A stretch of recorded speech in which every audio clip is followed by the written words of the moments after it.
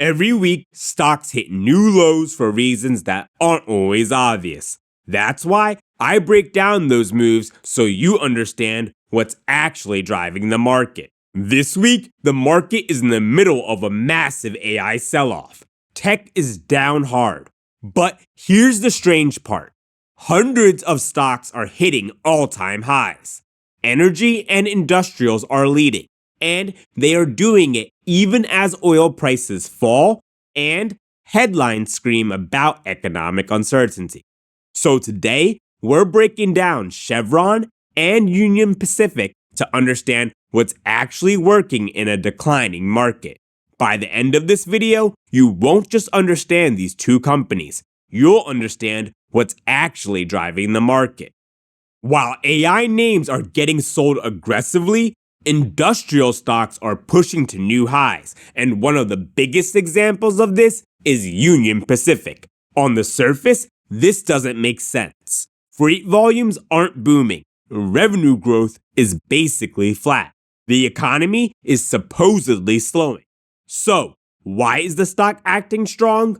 Because the investors are looking at the potential of an $85 billion transformation. Union Pacific is attempting to acquire Norfolk Southern, which would create the first true coast-to-coast railroad in the United States. Right now, freight moving from Los Angeles to New York has to be handed off between rail networks, often in Chicago, creating delays and inefficiencies. This merger would eliminate those friction points. One single network, one operating system, one coast-to-coast route. If approved, it fundamentally changes the competitive landscape of U.S. freight. That's why the stock is strong.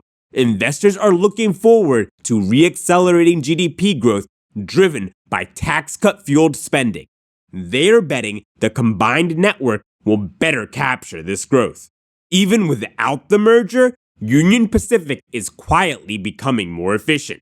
Revenue growth is basically flat, around $6 billion a quarter.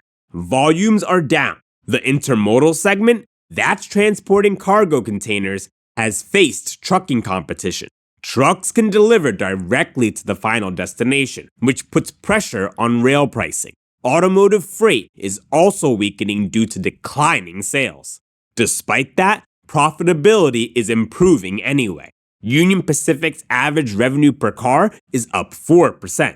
What's driving this? Of course, better mix, but also freight car velocity hit record levels. Terminal dwell times improved, train lengths increased, and they're moving similar volumes with 4 to 5% fewer employees. Put simply, even in a sluggish freight environment, management is squeezing more productivity out of the same network. Let's see how that plays out in the valuation. The first thing I'm going to forecast here is growth. The CEO himself said trucking competition is increasing, especially with innovation in automated trucking. Given that, I'm forecasting growth well below Union Pacific's 20-year net income average, around 5%. The stock trades at a forward PE of about 20, which implies an additional forward yield of roughly 5% for an expected return of 10%. I think the forward PE will hold steady, and investors will likely accept the 10% return given the stability of the business. This results in a 5-year projected return of 61% and a 9% downside risk before future returns match the market. My take? Union Pacific is a nice defensive name to purchase when it's at a low PE. For now, I'm keeping it on my watch list. Union Pacific faces several key risks that investors need to keep in mind. First, the proposed Norfolk Southern merger is still subject to regulatory approval by the Surface Transportation Board. Second, trucking competition continues to intensify, especially with advances in automated and electric trucks. Finally, the company's debt-to-EBITDA ratio is extremely high, which could limit financial flexibility if the economy or freight demand weakens. The takeaway? Union Pacific shows that investors are still bullish on the broader economy. For those interested in owning the stock, it's a stable business. You just have to pick it up at the right price. Now, let's look at Chevron, a stock hitting new highs off the back of efficiency and new opportunities. Chevron is at all-time highs even as profits and oil prices decline. At first, it looks like investors are excited about efficiency. Just like Exxon that we covered earlier, Chevron is focused on cutting costs. Chevron's goal is on cutting about $2 billion a year.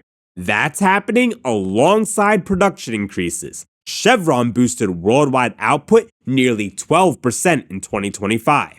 But that doesn't fully explain why the stock is trading at tech multiples. One explanation is Venezuela. The situation in Venezuela has changed drastically with the capture of Maduro. Chevron is the only U.S. major still operating there. Venezuela has the world's largest oil reserves, and investors could be excited about the upside from a potential expansion of Chevron oil production.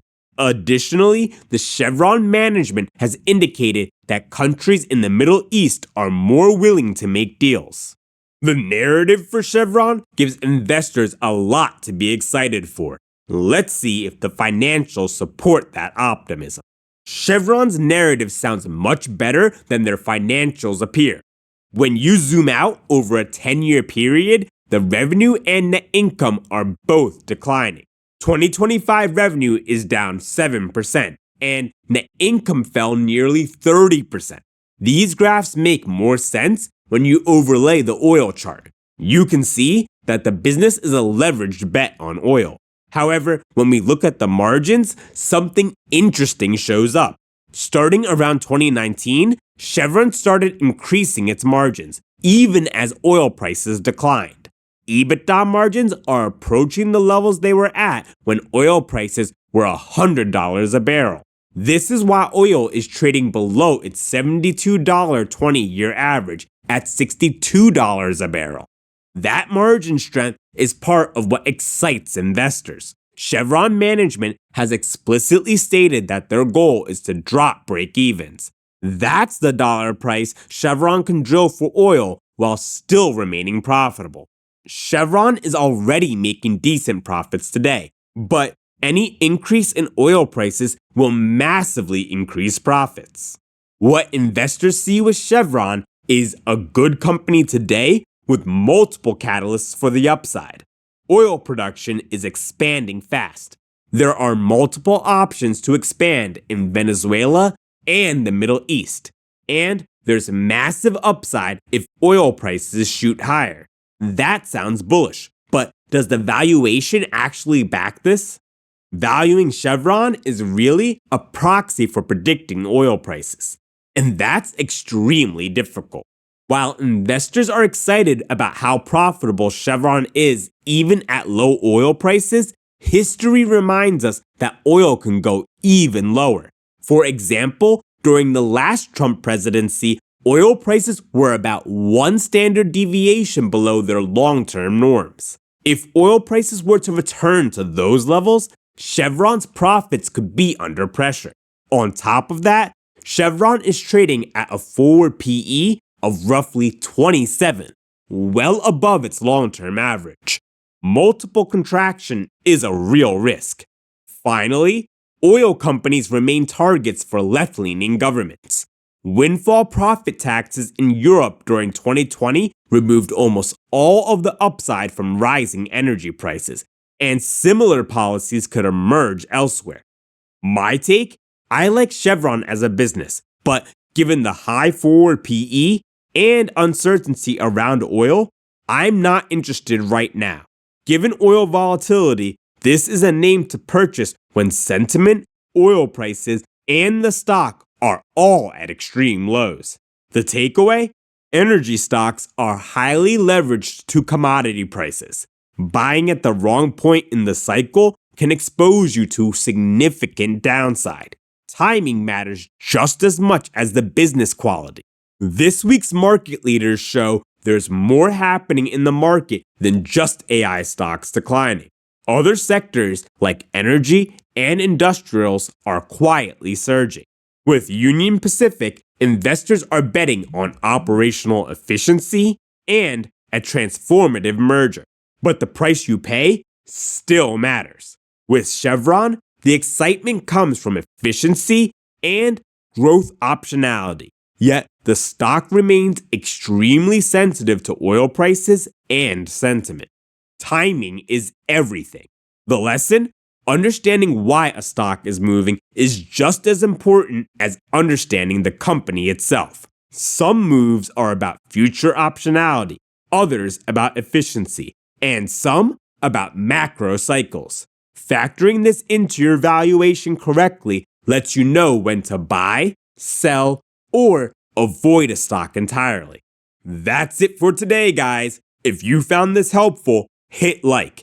And since you stuck around this long, join me on Discord. Link in the description. I really do want to talk to you. Thanks.